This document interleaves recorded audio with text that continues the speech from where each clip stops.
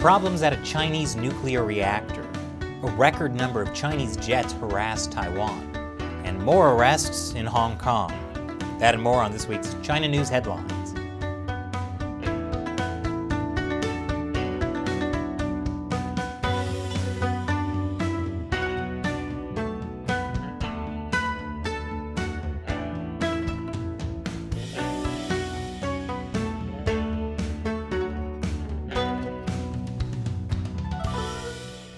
Welcome to China Uncensored. I'm Chris Chappell. Starting off our great week in China, there may have possibly been a leak at a nuclear power plant. French power group EDF said on Monday it had been informed of a build-up of inert gases at its plant in China and had called for a meeting with its Chinese partner. CNN also reported that Framatome, the EDF unit which designed the reactor, had warned of an imminent radiological threat. Okay, it is true there is a potentially dangerous issue at the Taishan nuclear power plant. But according to the Chinese Communist Party, everything is fine. State-run China General Nuclear Power Group, the majority owner of the joint venture with EDF, said in a statement on its website on Sunday that operations at the nuclear power station met safety rules and the surrounding environment is safe. See, it's safe. Would the Chinese Communist Party ever lie to the world to cover up a dangerous leak? Yet, despite the assurances, the U.S. is apparently still looking into the nuclear plant leak. The French company warned that the Chinese Safety Authority was raising the acceptable limits for radiation detection outside the Taishan nuclear power plant in Guangdong province in order to avoid having to shut it down. See, China doesn't have to lie about the data. They can just change the definition of how much radiation is safe. Problem solved. But here's a hint that there may still be a small problem. As CNN put it, it is unusual that a foreign company, Framatome, would unilaterally reach out to the American government for help when its Chinese state-owned partner is yet to acknowledge a problem exists. Yeah, especially when it's a French company. Since when do the French ask for help from the Americans? Ultimately, the situation is pretty typical for joint ventures in China.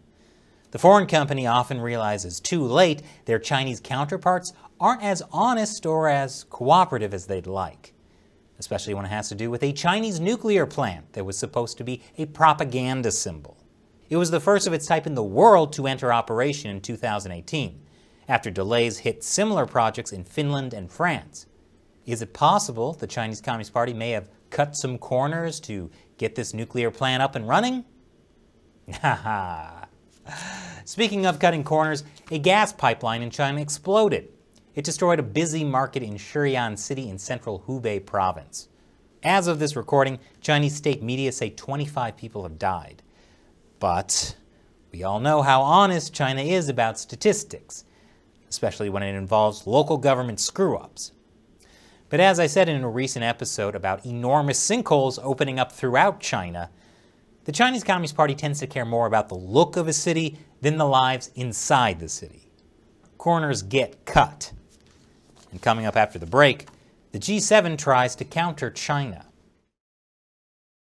Welcome back. The G7 is a group of the most powerful economies. They had their annual meeting and awkward family photo last week. A big part of that meeting was about countering China. We did a full rundown of their plan on our other channel, America Uncovered. Yes, we have another channel. But the G7 this year also talked about China issues that it ignored in the past. Taiwan, the East and South China Seas, and human rights abuses in Xinjiang and Hong Kong. Obviously, China is not happy. Foreign Ministry spokesman Zhao Lijian said the U.S. is ill and very ill indeed. The G7 had better take its pulse and come up with a prescription. That sounds like a swipe at President Biden being old and confused. But the Communist Party isn't just upset at the G7, they're also mad at NATO. NATO called China a global security challenge, something they haven't done before.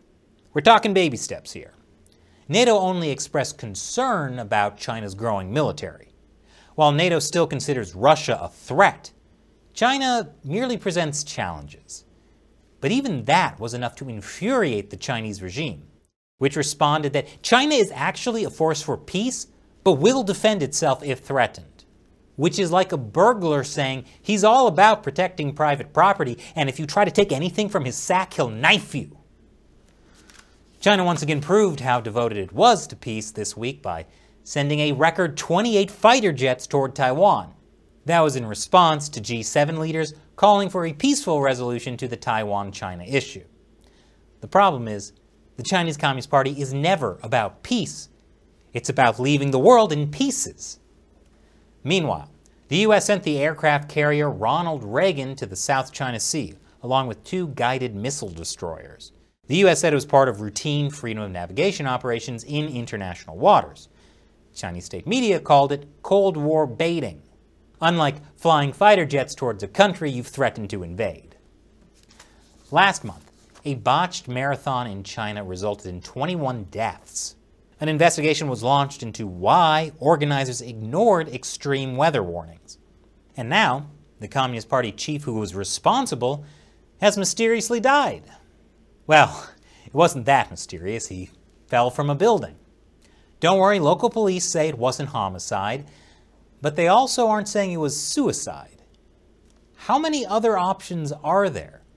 Was he just walking on the roof of a building and slipped?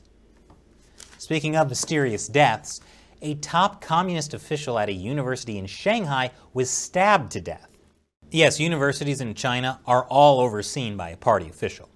This one was stabbed to death by a fellow professor.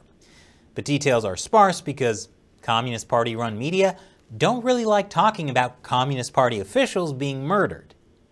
Instead, they prefer to focus on how much the Chinese people love the Communist Party. After all, international polls have indicated over and again that Chinese people's approval ratings of the CPC and the government rank the highest worldwide.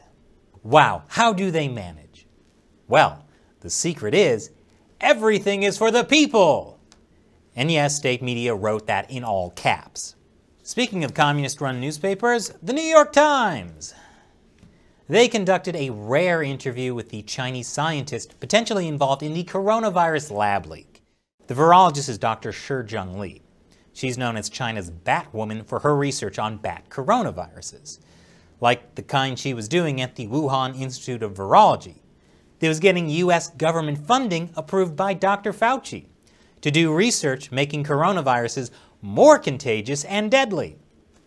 Did I mention the Wuhan Institute of Virology had known safety issues?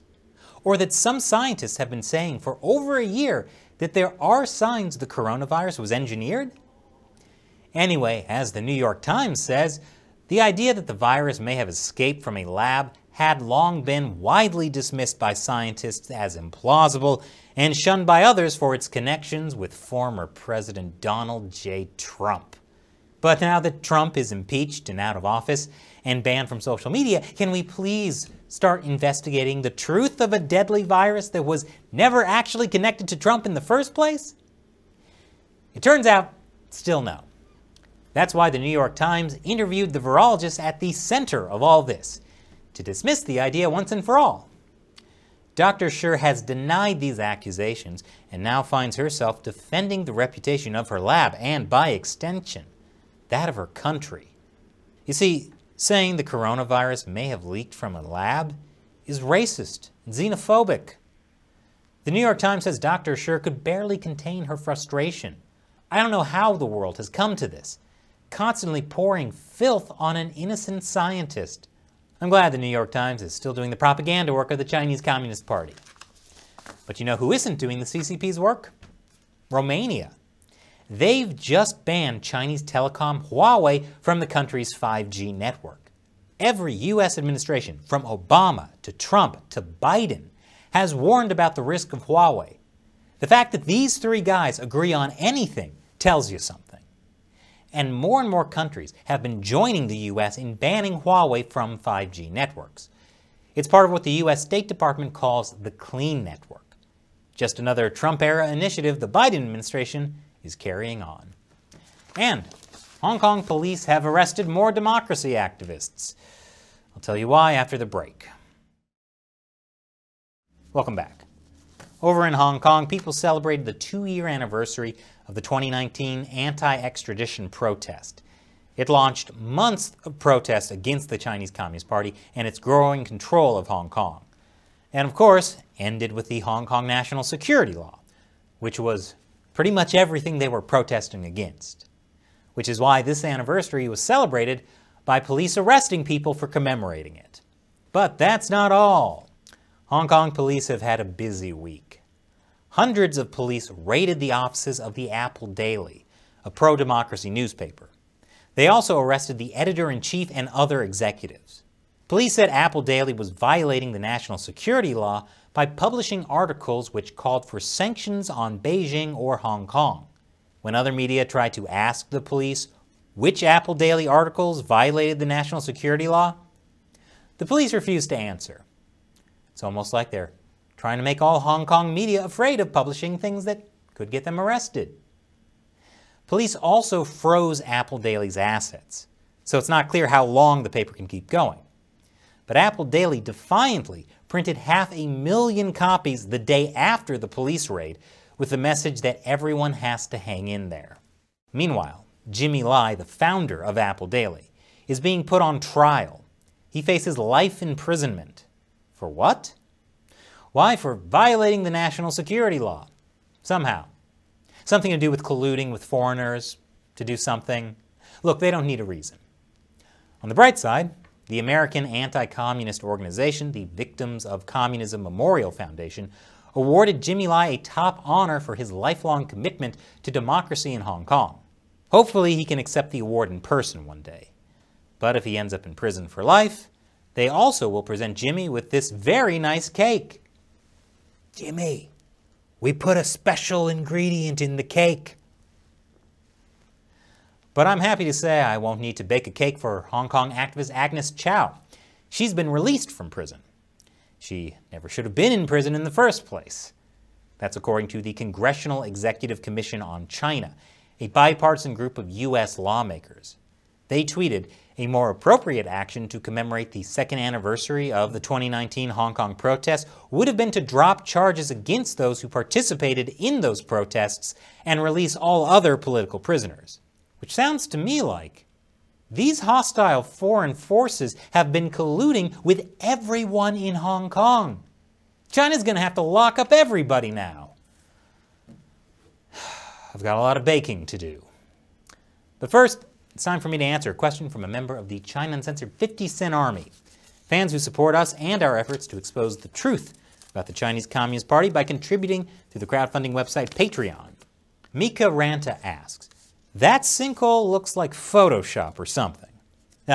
Mika is referring to this thumbnail image from our recent episode. China's massive sinkholes are swallowing cars and buses. A lot of people ask me that, actually. It does look Photoshop, doesn't it?